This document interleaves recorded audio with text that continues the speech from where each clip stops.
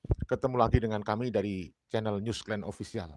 Pada sore hari ini kita akan memviralkan lagi bagaimana kelakuan si Sayyid Bahar bin Smith ya, yang ngaku cucu Rasulullah tapi palsu ya.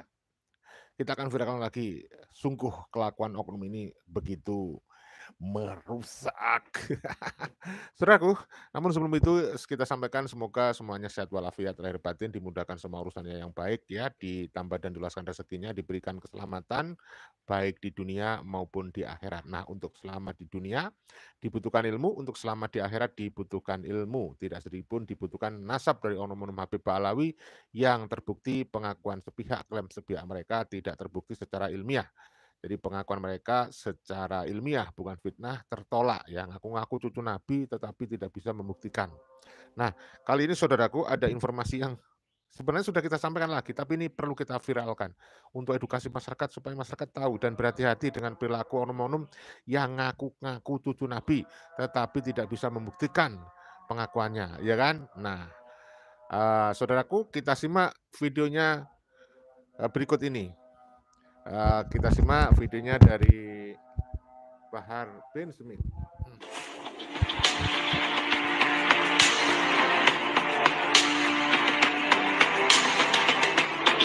Daya rusak klaim keturunan Nabi benar-benar nyata. Tidakkah kalian merasa berdosa, wahai para ulama, terhadap kerusakan yang dibuat oleh golongan mereka? Secara tiba-tiba, rumah kediaman klien kami digeruduk oleh ormas-ormas yang dipimpin langsung oleh saudara Habib Bahar bin Smith. Dalam video, tampak bahwa rombongan ormas-ormas berteriak memanggil klien kami dengan kata-kata kasar atau kata-kata yang tidak pantas. Keluar kalian! Ada pendekar kau, ayo pendekar! Satu-satu lawan saya, ayo! Penipu kau, penipu! Menggiring opini fitnah yang seolah-olah klien kami adalah seorang penipu ahli khidmat. Padahal hal tersebut merupakan fitnah dan tidak benar. Ini saudara saya digendam. Kena berapa? 25 miliar. Udah berapa lama? Berapa tahun? 4 tahun.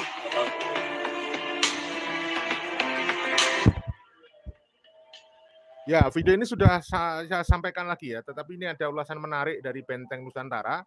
Mudah-mudahan ulasan menarik dari Benteng Nusantara ini kita simak lagi. Memang video ini sudah kita sampaikan beberapa waktu yang lalu. Nah, supaya ini tambah seru, kita ungkap lagi ya.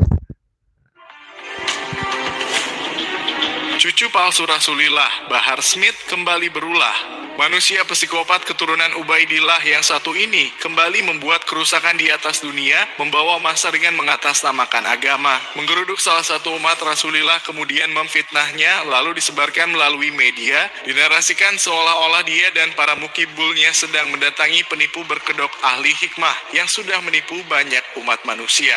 Padahal kenyataannya, korban fitnah Bahar Smith adalah seorang bos perusahaan penyedia jasa hukum atau pengacara dan sama sekali tidak ada kaitannya dengan profesi ahli hikmah seperti yang difitnahkan si Bahar dalam konten YouTube-nya. Sesungguhnya yang dilakukan Bahar tidak lain adalah untuk membela saudaranya yang sesama kaum Habib cucu palsu Rasulillah, di mana Habib yang dibela Bahar dulunya adalah seorang penipu berkedok investasi trading yang pernah menggemparkan masyarakat Indonesia.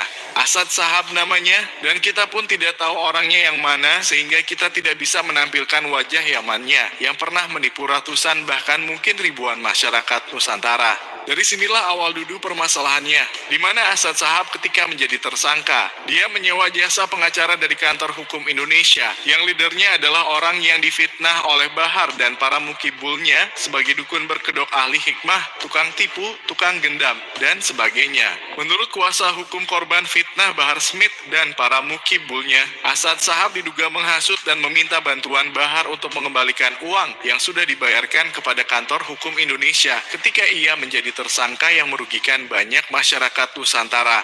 Dan entah bagaimana ceritanya, Bahar dan para mukibulnya kemudian menfitnah sang leader kantor hukum Indonesia sebagai dukun penipu berkedok ahli hikmah, lalu disebarkan melalui media dan membangun narasi seolah-olah dia adalah pahlawan bagi masyarakat Indonesia karena sudah berani membongkar praktek penipuan yang banyak merugikan masyarakat di sekitarnya. Jika memang dia sengaja menyebarkan fitnah demi membantu saudaranya yang sesama kaum Habib keturunan Ubaidillah, maka sungguh betapa biadabnya dia sudah menzolimi dan menfitnah sedemikian kejamnya kepada umat Rasulullah demi saudaranya sesama Habib yang pernah menipu banyak masyarakat Nusantara. Namun jika dia melakukan itu sebab dihasut atau karena mendapat informasi dusta dari saudaranya yang sesama Habib keturunan Ubaidillah, maka itu justru menunjukkan bagaimana kualitas kaum Habib keturunan palsu Rasulillah yang IQ serta SDM-nya sangat rendah, namun merasa sebagai kaum yang sangat istimewa, sehingga golongan mereka kerap menimbulkan kerusakan di atas dunia.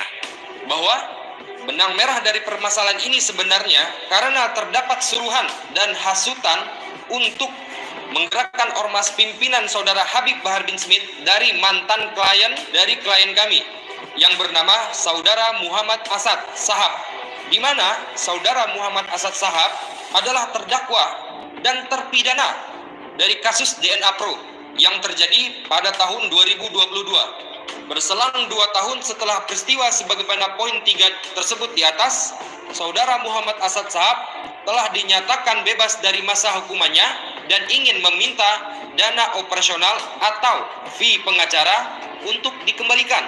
Padahal sudah sangat jelas dalam perjanjian bahwa dana operasional atau fee pengacara tidak untuk dikembalikan atau tidak bisa dikembalikan.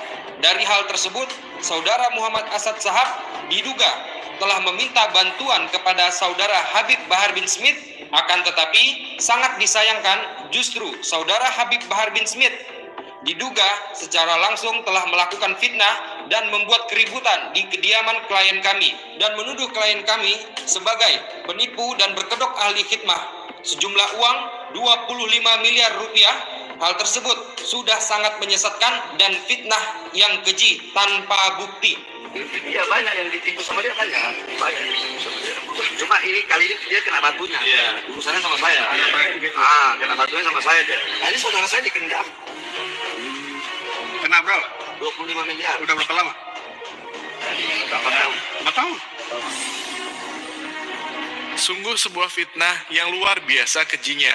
Demi saudaranya yang sesama kaum Habib keturunan palsu Rasulullah, Bahar dengan biadabnya menfitnah seorang manusia. Dan fitnah yang dilontarkan pun sangat tidak masuk akal dan mengada-ada, di mana seorang yang profesinya adalah pengusaha di bidang jasa hukum atau pengacara. Dia fitnah dengan sesuatu yang sangat jauh dari profesi sebenarnya, yaitu difitnah sebagai penipu yang berkedok dukun ahli hikmah. Saudaranya yang pernah menipu banyak masyarakat Indonesia itu pun dia ceritakan pernah digendam hingga habis uang 25 miliar, padahal uang tersebut adalah biaya yang memang harus dibayarkan ketika menyewa jasa pengacara yang menangani kasusnya menipu ribuan, bahkan mungkin jutaan masyarakat Nusantara. Sangat konyol memang kelakuan salah satu oknum Habib keturunan palsu Rasulillah yang satu ini. Jika menyewa jasa pengacara untuk menangani kasus dikatakan oleh Bahar sebagai bentuk kejahatan gendam. Lalu yang biasa dilakukan oleh kaum Habib menguras harta mukibulnya dan itu mengatasnamakan nabinya umat Islam di seluruh dunia. Disebut apa namanya oleh kalian semua, wahai kaum Habib keturunan palsu Rasulillah. Umat Islam bangsa Nusantara janganlah menjadi bodoh menganggap kejahatan gendam selalu identik dengan hipnotis yang membuat kesadaran kita menjadi hilang sepenuhnya sehingga kita sukarela menyerahkan semua harta yang kita punya.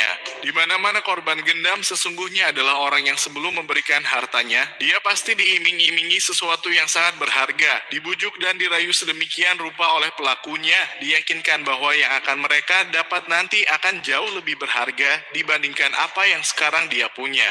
Atau sang pelaku akan menceritakan penderitaannya, membuat kita merasa iba, sehingga hati nurani kita sebagai manusia akan memaksa kesadaran kita supaya mengeluarkan harta benda kepada dia yang sedang menderita. Intinya adalah, korban gendam sesungguhnya adalah orang yang ditipu secara mentah-mentah, namun mereka malu untuk mengaku kepada orang-orang di sekitarnya, dan karena itulah mereka berbohong terkena hipnotis, sehingga tidak sadar merelakan semua harta yang mereka punya.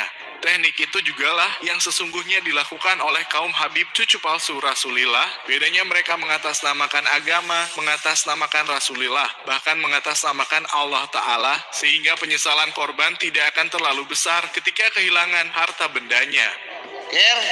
Ente siap besok 100 juta. Selamat. Buat Nabi nih, jangan main-main loh. Pilih. Mau yang sapi 7 apa 100 juta? Hah? 100 juta. Fatihah. Padang. Siap amplop para habaib. Kira-kira berapa? 25 lebih, berarti 50. Kan lebih 25 lebih 50. Mana siap? Siap. Insya Allah siap. Saksinya Habib Abdullah gimana siap?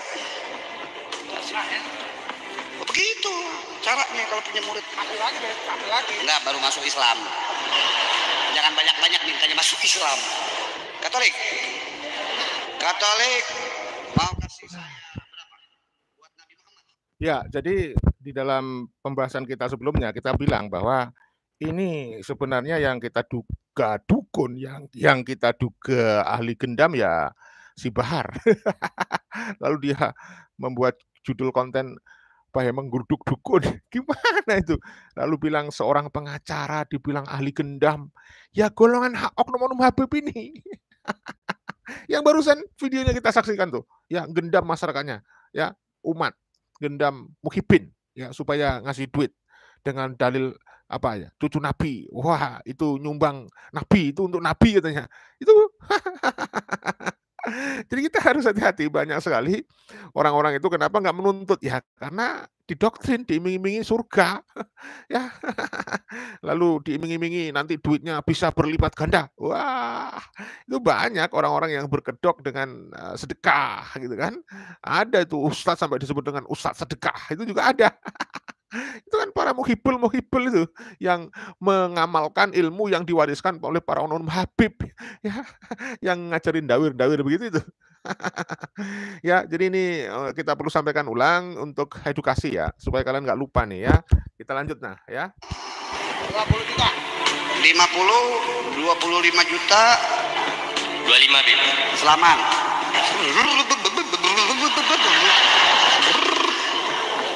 Ini daripada kecerikan lama-lama ngambilnya berjam-jam. Tunjuk aja 25. Tenang aja Habib Qasim. Saya doain. Jangan hadir siap. Muridnya Habib Qasim. Nah, ente bilang sama bos ente ya.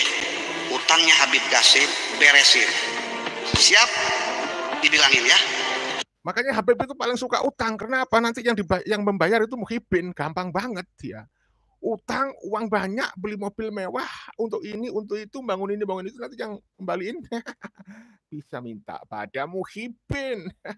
Itu oknumnya. Suruh Habib Hasan, jangan pakai insya Allah, wajib. Takbir. Ke atas kaki, takbir.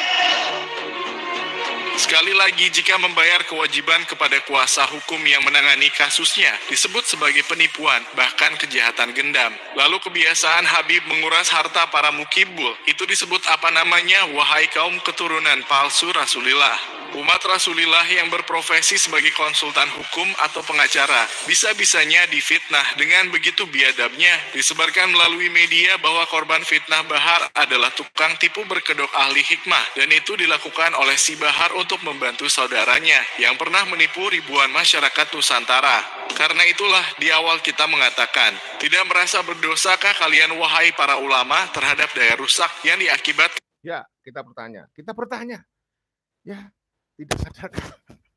tidak lihatkah bagaimana daya rusak dari oknum Habib ya, yang ngajarin doktrin yang seperti itu? Ini memfitnah, ternyata yang dibela mantan penipu.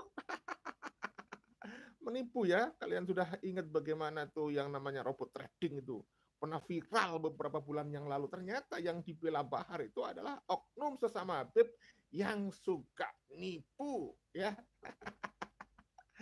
Ya kalau kita pikir ya dia nipu-nipu kayak gitu ya nggak akan takut lah.